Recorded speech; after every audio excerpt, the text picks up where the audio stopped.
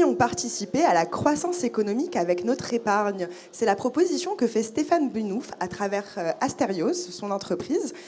Et bonjour Stéphane Bunouf. Bonjour. Pour cette émission, vous êtes aux côtés de l'économiste Philippe Crevel. Bonjour.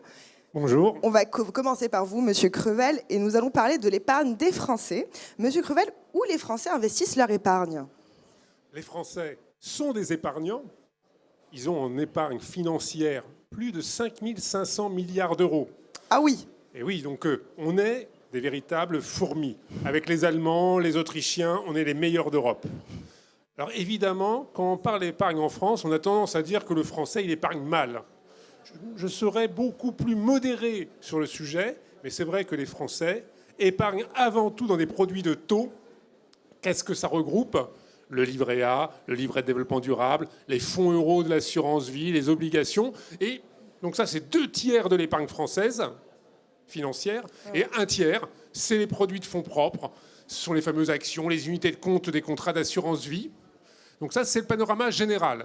Si je m'arrête quelques instants très rapidement sur ce qui s'est passé évidemment avec la crise sanitaire, on a épargné de manière évidemment très très forte depuis le mois de mars, plus 157 milliards d'euros par rapport à la période de référence donc précédente. Et là, c'est 80% en produits de taux.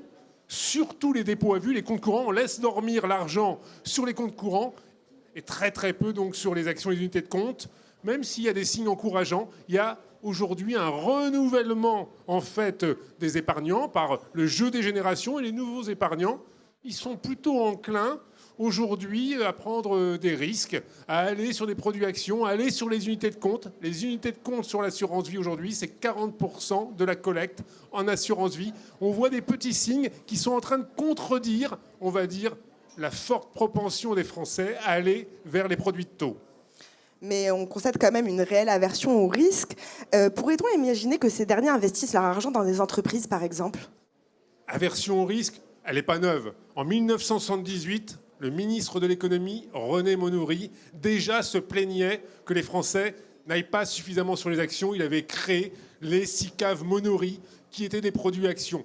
Tous les ministres de l'économie, depuis 1978, ont souhaité réorienter vers les entreprises, parce que c'est une nécessité. Il faut renforcer les fonds propres des entreprises. Il faut alimenter donc le financement des entreprises de manière, on va dire, il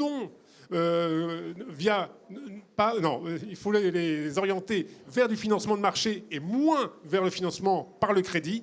Cela nécessite, c'est vrai, de nouveaux outils, de nouvelles façons de réfléchir l'épargne. Mais je crois que Stéphane, là-dessus, est bien meilleur que moi. Voilà, justement, j'allais y venir. Stéphane Bunouf. Merci pour la transition. Exactement, je n'ai plus besoin d'être là. Je vous laisse tous les... Non. Donc Stéphane Bunouf, pour vous expliquez-nous la solution d'Asterios, s'il vous plaît. Alors, juste avant de parler d'épargne, le groupe Asterios, son métier, c'est de financer les entreprises innovantes. Donc nous sommes dans un premier temps attachés à aller mobiliser des financements publics, puisque l'État français, lui, joue parfaitement son rôle de financement de l'économie et notamment de l'innovation en France depuis des années maintenant, on le sait bien. Après, on s'est dit, dans l'équilibre des plans de financement de ces entreprises, c'est intéressant d'aller chercher les financeurs professionnels, donc les fonds et toute la gamme de financeurs professionnels qu'on compte en France, et puis les banques. Et on travaille très bien avec elles également. Et puis, c'est là qu'on en vient à notre sujet, on s'est également dit, afin de compléter ces plans de financement et d'aller plus loin, on va aller tenter de mobiliser une partie de l'épargne des citoyens et de la trésorerie des entreprises au travers d'une plateforme qui aujourd'hui s'appelle donc myoptions.co. Et sur cette plateforme, nous mettons en relation donc des projets d'entreprises innovantes avec soit des épargnants particuliers, soit des entreprises, soit les deux en même temps. Et justement, en fait, quel bénéfice pour ces épargnants ? Je crois que Philippe l'a très bien expliqué. La problématique, c'est d'aller chercher effectivement des produits de taux, mais je t'en prie, des produits de taux, mais des produits de taux faibles, effectivement, et de faible rendement aujourd'hui. Donc je pense que la première chose, effectivement, c'est qu'on va dire, on croit beaucoup, nous, à une idée qui est celle d'une croissance forte de certaines entreprises et de certains secteurs d'activité aujourd'hui. Et historiquement, cette croissance, en général, elle a été financée par les ultra-professionnels du financement. Ce qui fait que cet argent tournait un peu dans un cercle de gens qui avaient de l'argent et d'entreprises en croissance. On a décidé de casser un peu ce cercle et de se dire, il n'y a pas de raison que les épargnants n'aient accès qu'à des produits de taux faibles, alors que certaines entreprises en croissance ont besoin d'argent et ont besoin d'une partie de leur épargne qui effectivement dort sur des comptes à taux bas aujourd'hui. Donc on ouvre la possibilité possibilités et les perspectives pour ces épargnants d'aller chercher des taux plus forts. Et puis deuxième idée intéressante au-delà du partage de croissance, je pense qu'on est dans une génération aujourd'hui dans laquelle, dans tous les métiers de l'entreprise et dans tous les métiers des entreprises, on cherche à faire sens sur ce qu'on fait. Et je pense que dire aujourd'hui, je peux mobiliser mon épargne sur un projet qui fait sens parce qu'il fait partie de mon territoire ou sur une activité dans la santé ou autre qui me parle, eh bien c'est une requête et c'est une demande des épargnants aujourd'hui. Mais est-ce que les entreprises veulent vraiment que ces épargnants investissent? Parce qu'on le voit bien, les banques prêtent à des faibles taux de rendement. Est-ce que les entreprises suivent? C'est un peu le nerf de la guerre et c'est la question qui revient le plus souvent. Pourquoi une entreprise viendrait emprunter à 8% sur une plateforme là où elle peut emprunter à 1% en banque aujourd'hui? La réponse, elle est très simple. Nous, on a décidé sur notre plateforme de ne pas prendre le contre-pied des banques et de ne pas faire contre les banques, de se dire on va d'abord mobiliser les banques en général sur un certain nombre de sujets. Mais prenons un exemple très concret. On a une entreprise qui développe des activités internationales. Elle vient nous voir et elle nous dit j'ai un besoin de financement de l'ordre de 5 millions d'euros. Le financeur public va financer sans problème la R&D de cette entreprise et ses innovations. Le financeur privé, banques et fonds vont avoir à cœur de financer le matériel, les bâtiments et ainsi de suite. Mais très souvent, ce qui va manquer, c'est le financement du nerf de la guerre, c'est à savoir le marketing, le commercial, la communication. Donc là, nous, on va dire on est systématiquement une enveloppe de complément. Et ce taux de 8% s'applique effectivement à cette enveloppe, mais rapporté à un montant beaucoup plus important, on a souvent un rapport sur un montant de 5 millions levés au total, on va lever 500 000 euros peut-être à 8% en prêt, et effectivement, ça va relativiser le coût de ce taux.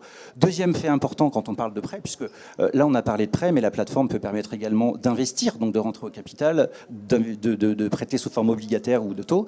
Eh bien, quand on prête ou quand on emprunte à 8%, on ne dilue pas son capital. Or, les entreprises qui sont en très forte croissance se disent « Moi, demain, je vais avoir une valorisation bien supérieure à celle que j'ai aujourd'hui. Je préfère m'endetter à 8%, mais sur une durée de 3 ans, que d'ouvrir 10 à 15% de plus de mon capital. Opération que je ferai probablement dans 2 ou 3 ans, mais à un rendement meilleur, évidemment, pour moi, dirigeant. Bien sûr. Et sous quelle forme ça se fait? C'est sous forme obligataire? Est-ce qu'ils sont actionnaires, ces investisseurs? Écoutez, on a repris la gamme à peu près complète de ce qui existe sur le marché aujourd'hui, que vous pouvez observer sur un certain nombre de plateformes. On y a mis chez myoptions.co un code couleur. Donc, si vous allez sur les projets bleus, clairement, les entreprises empruntent, donc vous prêtez, et à des taux, sur des produits qui sont directement amortissables, capital plus intérêt. Donc, l'argent revient très vite. Tous les mois, vous allez percevoir une mensualité capital plus intérêt. Vous avez effectivement les 2 formes de financement obligataire, si je simplifie, entre du convertible et du non convertible. Donc là, on va avoir un taux qui est intéressant avec une récupération en général du capital à terme. Et puis, vous avez la possibilité de faire de l'equity avec ce qu'on appelle, nous, les projets OR. Et là, vous rentrez au capital pour bénéficier au passage d'une fiscalité qui est quand même très avantageuse, puisque l'État français a dit, compte tenu de la période un peu compliquée pour les entreprises, je booste le taux et jusqu'à 50 000 euros par particulier. Je vous permets 25% de réduction d'impôt. Ça fonctionne aussi pour les entreprises. Les entreprises qui ont des holdings et qui ont fait des cessions de parts les dernières années vont pouvoir échapper à une fiscalité particulière en réinvestissant sur ces projets. Donc tout est fait pour flécher cette épargne et cette trésorerie vers l'économie réelle. Et justement, dernière question, parlez-nous du bénéfice pour les entreprises. Alors, ce qui est intéressant, c'est qu'on a une entreprise sur 3 aujourd'hui qui emprunte chez nous et qui n'a pas besoin d'argent. Elle vient faire une campagne de communication pour des raisons diverses et variées, mais on se rend compte que, étant aussi une plateforme très B2B, les entreprises ont compris que pendant qu'elles mobilisaient des financements, ce qui évidemment les intéresse à court terme pour assumer le plan de financement, elles viennent aussi faire une campagne de communication, donc diffuser un message sur un produit, sur un service, donc campagne générale de communication. Elles trouvent souvent des partenaires. Les gens qui viennent financer sont au passage des gens qui disent « Tiens, ça m'intéresse de rentrer en contact avec un certain nombre d'entreprises également ». Et puis, auprès de leurs propres équipes, aujourd'hui, elles se disent « J'ai pas forcément envie d'ouvrir mon capital auprès de tous mes salariés, mais si vous voulez vous placer de l'épargne et vous investir davantage encore dans le projet d'entreprise, c'est intéressant. » Et ce qu'il faut voir, c'est au-delà de l'intéressement. Tout à fait. D'accord. Et on voit exactement le même effet induit bénéfique du côté des financeurs qui se disent, au-delà de l'opération financière sympathique que je fais et du sens que je donne à mon épargne, souvent les groupes qui sont venus les premiers placer leur trésorerie chez nous disent c'est intéressant que nous on dise aussi et qu'on communique autour de l'idée assez simple de rendre au territoire ou rendre à un secteur d'activité ce que ce secteur nous a donné à nous en termes de croissance.